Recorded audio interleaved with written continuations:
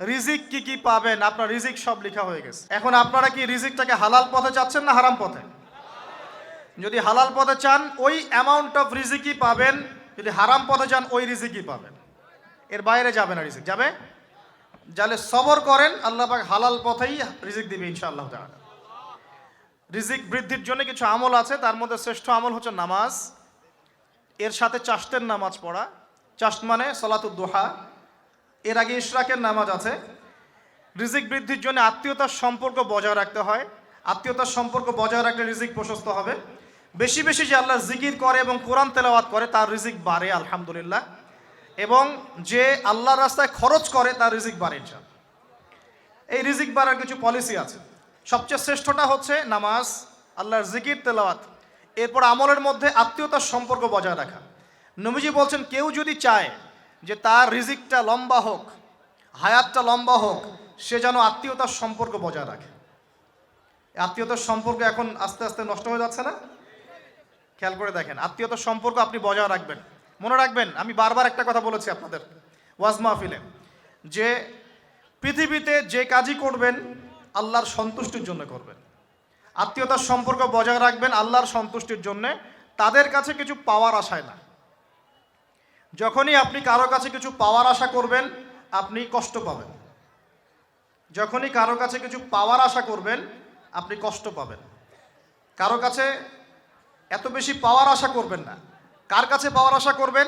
আল্লাহর কাছে, যে আমি এই কাজটা করছি আল্লাহ আমাকে পুরস্কার দিবে ইনশাআল্লাহ। আমি আত্মীয়তার সম্পর্ক বজায় রাখছি কেন? আল্লাহর কাছে রিজিকে বরকতের আশায়, আল্লাহর সন্তুষ্টির জন্য। মনে রাখবেন প্রিয় ভাইয়েরা, আমল কবুল হওয়ার শর্ত মোটামুটি তিনটা। কয়টা? এক নাম্বার, আমলগুলো হতে হবে আল্লাহর সন্তুষ্টির জন্য, এক। দুই নাম্বার, আমলটা হতে হবে রাসূলুল্লাহ সাল্লাল্লাহু আলাইহি ওয়াসাল্লামের পদ্ধতিতে, অন্য কারো পদ্ধতিতে নয়।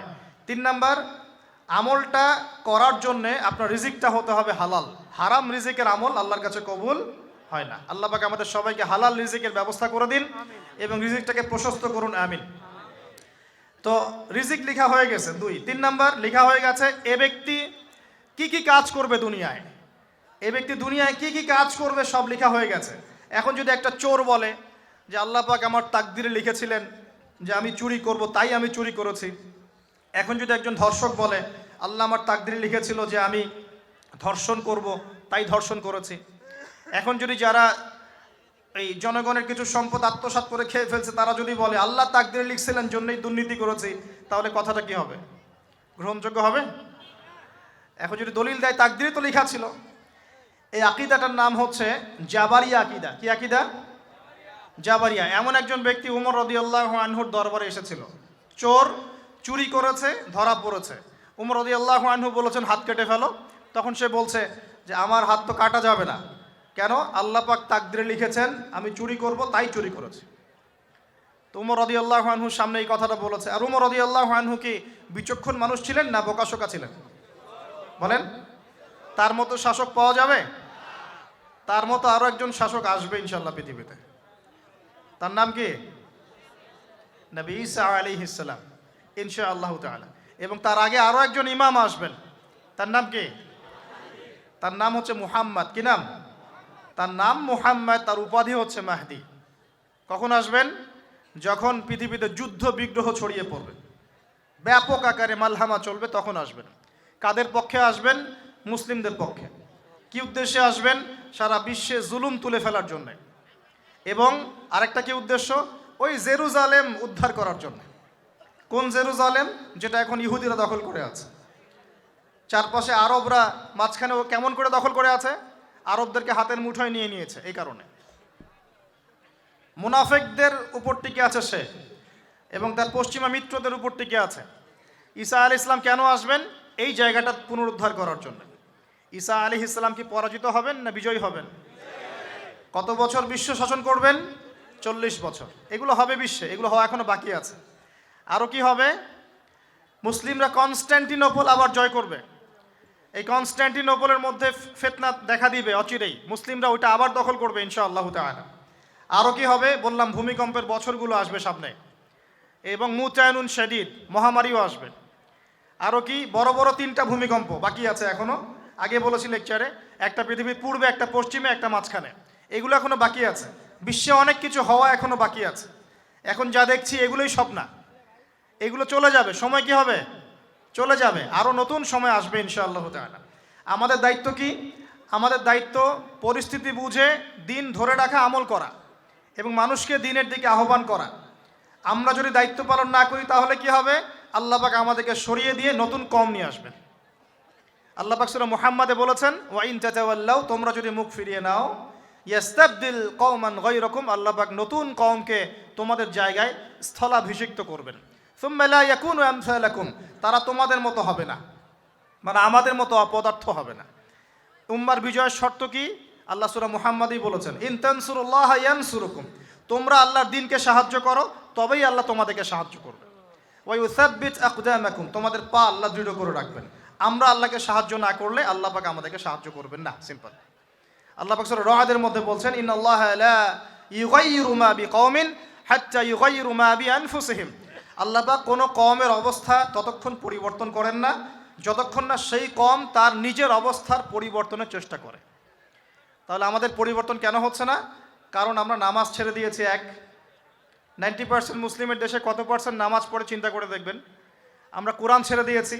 90% মুসলিমের দেশে কত পার্সেন্ট বিশুদ্ধ করে কোরআন তেলাওয়াত করতে পারে একটু খোঁজ নিয়ে দেখবেন। কোরআন শুমারি করে দেখেন, নামাজ শুমারি করে দেখেন, তাহলে বুঝতে পারবেন। আর যারা কোরআন পড়তে জানে তাদের মধ্যে কত পার্সেন্ট কোরআনের অর্থটা বোঝে, এটা আরও বড় বিষয়। তারপরে আবার কারা মেনে চলে, এটা আরও বড় বিষয়। আর আমরা কতজন মানুষ দিন ইসলামকে সামগ্রিক দিন হিসেবে মানি, এটাও একটা বড় বিষয়। আমরা মানি ঠিকই, আংশিক আংশিক। যেমন ইবাদত বন্দেগীর জীবনে মুসলমান, অর্থনৈতিক জীবনে গিয়ে আবার সুদখোর, এমন না বিষয়টা? ইবাদত বন্দেগীর জীবনে আমি পাক্কা মুসলিম, কপালে সেজদার দাগ আছে মাশাআল্লাহ, দাড়ি টুপিও আছে মাশাআল্লাহ, কিন্তু ব্যবসায় গিয়ে মাপে কম দিচ্ছি না, ব্যবসায় গিয়ে আমি হারাম ভেজাল দিচ্ছি কি না, এরকম হচ্ছে কি না? হচ্ছে। কিন্তু সে কিন্তু মুসলিম এবং নামাজও পড়ে। তা আমাদের সমস্যা ভাই এখানেই। এখন এই সমস্যাটা সলভ করলে ইনশাল্লাহ সব সমস্যা সলভ হয়ে যাবে ইনশাল্লাহ।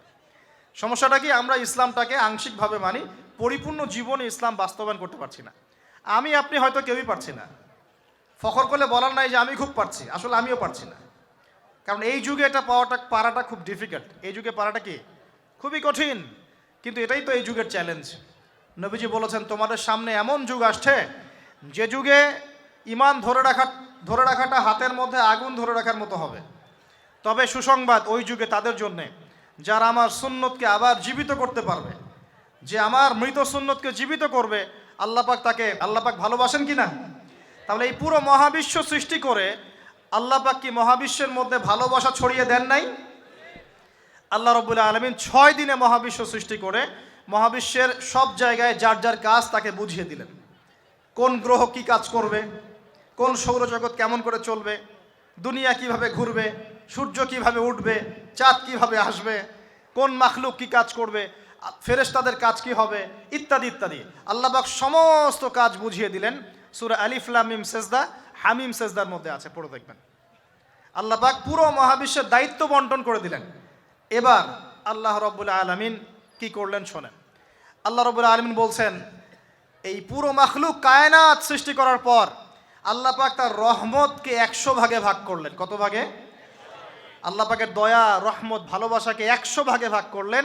ভাগ করে এক ভাগ, মাত্র এক ভাগ আল্লাহ পাক পুরো মহাবিশ্বে ছড়িয়ে দিলেন, বলেন সুবহানাল্লাহ। বাকি 99 ভাগ রহমত আল্লাহ পাক তার কাছে রাখলেন। এই এক ভাগ ভালোবাসার কারণেই এই যে সন্তান কান্না করলে মায়ের বুক ফেটে যায়, সন্তান অসুস্থ হলে বাবার বুক ফেটে যায়, যেই বাবা সহজে চোখের পানি কাউকে দেখায় না সেই বাবা জায়নামাজে দাঁড়িয়ে চোখের পানি ছাড়তে থাকে। এই এক ভাগ রহমতের কারণে আমরা দেখি যে রাস্তার কুকুর পর্যন্ত তার বাচ্চাকে চাটে, আদর করে, মহব্বত করে। এই এক ভাগ রহমতের কারণে আমরা আমাদের স্ত্রীদেরকে মহব্বত করি, স্ত্রীকে সুখে রাখার জন্য জীবনটা পর্যন্ত বিলিয়ে দেয়, সকাল থেকে রাত পর্যন্ত। কোনো ক্ষেত্রে হারাম পথে যেটাও দ্বিধা করি না, স্ত্রী সন্তান সুখে থাক এই আশায়, তাই না ভাই? এই এক ভাগ রহমতের কারণে গাভী দেখবেন, গাভী তার বাচ্চাকে প্রসবের পর চাটে, গাটা চেটে পরিষ্কার করে দেয়। এই এক ভাগ রহমতে পুরো কায়নাত টিকে আছে। আর নবী সাল্লাল্লাহু আলাইহি ওয়াসাল্লাম বলছেন, বাকি 99% রহমত আল্লাহ পাক তার কাছে রেখেছেন। এই রহমত এবং ভালোবাসা দিয়ে আল্লাহ পাক কিয়ামতের মাঠে মানুষকে মাফ করবে ইনশাআল্লাহ। তার মানে বলেন আল্লাহু আকবার। তার মানে আমরা আশা করতে পারি ইনশাআল্লাহ তাআলা আমরা আল্লাহর জান্নাত পাবো ইনশাআল্লাহ। পাবো কি না? শুধু একটা কাজ যদি উম্মত করতে পারে জান্নাত পাবে। বলে দেব কোনটা? অনেক কাজই আছে কিন্তু স্পেশাল একটা কাজ, একটা। আল্লাহ রাব্বুল আলামিন মেরাজের রাতে তার নবীকে উঠিয়ে নিয়েছিলেন, উঠিয়ে নিয়ে কাছে নিয়ে আসছেন, একদম কাছে, আর যে আরশের কাছাকাছি। নবী সাল্লাল্লাহু আলাইহি ওয়াসাল্লাম বলছেন ওই সময় তার উপর 3টা স্পেশাল ওহী করা হয়েছে। কয়টা? 3টা। একটা হচ্ছে 50 ওয়াক্ত নামাজ। কত ওয়াক্ত?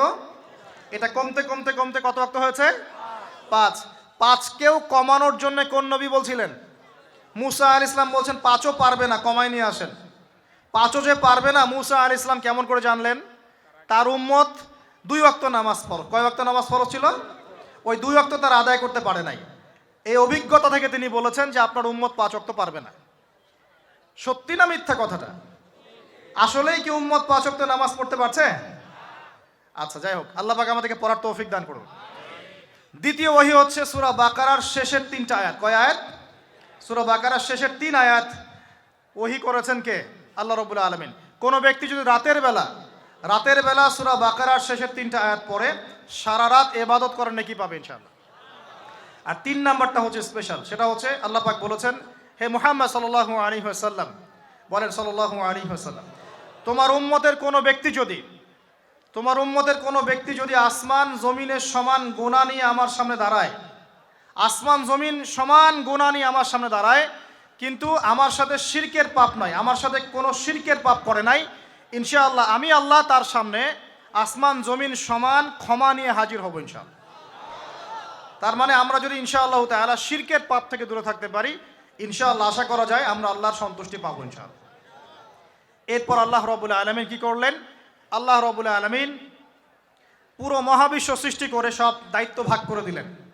ভাগ করে দেওয়ার পরে আল্লাহ পাক জান্নাত জাহান্নাম সৃষ্টি করেছেন কিনা? আচ্ছা, জান্নাত এবং জাহান্নাম কার কার জন্য সৃষ্টি করেছেন বলেন? জিন আর মানুষ। আচ্ছা, এখন জান্নাতের চেয়ে কি শান্তির কোনো জায়গা আছে? আচ্ছা, এই জান্নাত কার জন্য সৃষ্টি করেছেন? জিন আর মানুষ। আচ্ছা, তাহলে আল্লাহ পাক মানব জাতিকে ভালোবাসেন কিনা? ভালোবাসেন কিনা? আপনি যখন কাউকে ভালোবাসবেন তাকে সবচেয়ে সুন্দর গিফট দিতে চাইবেন কিনা? তার জন্য সবচেয়ে ভালোটা কিনতে চাইবেন কিনা? আল্লাহ পাক জান্নাত তৈরি করেছেন কাদের জন্য? আমাদের জন্য। তার মানে আল্লাহ পাক আমাদেরকে ভালোবাসেন কিনা? অবশ্যই বাসেন। আল্লাহ রাব্বুল আলামিন জাহান্নামও তো সৃষ্টি করেছেন। এখন যদি বলি যে তাহলে আল্লাহ পাক কি আমাদেরকে ভালোবাসেন না, জাহান্নামে কিভাবে দিবেন? উত্তরটা কি হবে তাহলে? উত্তর হচ্ছে এই যে যদি আল্লাহ না করুক কোনো ব্যক্তি জাহান্নামে যায়, তাহলে বুঝতে হবে সেই ব্যক্তি জাহান্নামে যাওয়ার যোগ্য ছিল বলেই জাহান্নামে গিয়েছে। কথা কি বুঝতে পারছেন? আর যদি কোনো ব্যক্তি জান্নাতে যায় তাহলে বুঝতে হবে সেই ব্যক্তির উপর আল্লাহ পাক দয়া করেছেন বলেই সে জান্নাতে গিয়েছে। মানুষ তার আমল দিয়ে জান্নাতে যেতে পারবে না। মানুষ তার আমল দিয়ে জান্নাতে যেতে পারবে না, আল্লাহর দয়া অনুগ্রহ দিয়ে জান্নাতে যাবে ইনশাআল্লাহ তাআলা। আল্লাহ পাক আমাদের সবাইকে সেই দয়া অর্জন করার তৌফিক দান করুন। সামনে রহমত পাওয়ার একটা সুবর্ণ সুযোগ আসছে, সেটা হলো রমজান মাস। কি মাস? রমজান মাস। আমরা দোয়া করি আল্লাহ পাক আমাদের সবাইকে সুস্থতার সাথে রমজানের সবগুলো রোজা রাখার তৌফিক দান করুন। নবীজি বলেছেন এই মাসে যে ইবাদত করে তার গুনাহ মাফ করাতে পারলো না তার জন্য ধ্বংস। বলি নাউজুবিল্লাহ। আমরা তো রমজান আসার আগে দুনিয়াবি প্ল্যান করছি, রমজানে কিভাবে ব্যবসায় উন্নতি করব, রমজানে কিভাবে বেশি লাভ করব। হ্যাঁ, তো রমজান মাস হচ্ছে ইবাদতের মৌসুম। আল্লাহ পাক আমাদের সবাইকে রমজান মাসে 5 ওয়াক্ত নামাজ পড়ার তৌফিক দান করুন, কোরআন তেলাওয়াত করার তৌফিক দান করুন, কোরআন বুঝে পড়ার তৌফিক দান করুন, তারাবির নামাজ জামাতে পড়ার তৌফিক দান করুন, এবং বেশি বেশি মানুষকে ইফতার করানোর তৌফিক দান করুন। যাদের যাকাত ফরজ হয়েছে যাকাত দিচ্ছেন না, আল্লাহর ওয়াস্তে রমজান মাসে যাকাত দিয়ে দিবেন ইনশাআল্লাহ। আর আমি কিন্তু আগেই বলেছি রমজান মাসে ভাই দ্রব্যমূল্যের দাম কিন্তু খুব চড়া ওঠানামা করবে। অতএব যাদের সামর্থ্য কম তাদের ঘরে ইফতার পৌঁছে দেওয়ার দায়িত্ব কার? যা আমাদের। যাদের সামর্থ্য আছে তারা, যারা সামর্থ্যবান নয় তাদের ঘরে ঘরে মাসের বাজার পৌঁছে দেবেন ইনশাআল্লাহ তাআলা। আল্লাহ পাক তৌফিক এনায়েত করুন, বলি আমিন। এবার দেখেন আল্লাহ পাক সৃষ্টি করলেন আদম আলাইহিস সালামকে। কাকে? এর আগে আল্লাহ পাক জিন জাতি সৃষ্টি করেছেন, আমি ওইদিকে যাচ্ছি না, আমি মানুষের কথা বলছি। আদম আলাইহিস সালামকে আল্লাহ পাক কেমন করে সৃষ্টি করেছেন? আল্লাহ পাক সূরা সাদের মধ্যে বলেছেন যে খলাকতু বিয়াদাই, খলাকতু বিয়াদাই, আমি আদমকে আমার হাত দিয়ে সৃষ্টি করেছি। কি দিয়ে? হাত দিয়ে। এটা কি ভালোবাসার বহিঃপ্রকাশ নয়? আল্লাহ পাক কি আমাদেরকে ভালোবাসেন না? ভালোবাসেন। আচ্ছা, এই দুনিয়াতে যত কিছু আছে, এই দুনিয়ার আকাশ বাতাস নদী নালা পানি অক্সিজেন সবকিছু কার জন্য সৃষ্টি করা হয়েছে? গরু ছাগলদের জন্য, মানুষের জন্য? মূল দায়িত্ব কার? মূল অধিকার কার? মানুষের নয় কি? তাহলে এই এই পুরো বিষয়গুলো কি আল্লাহ পাকের ভালোবাসার বহিঃপ্রকাশ নয়? হ্যাঁ।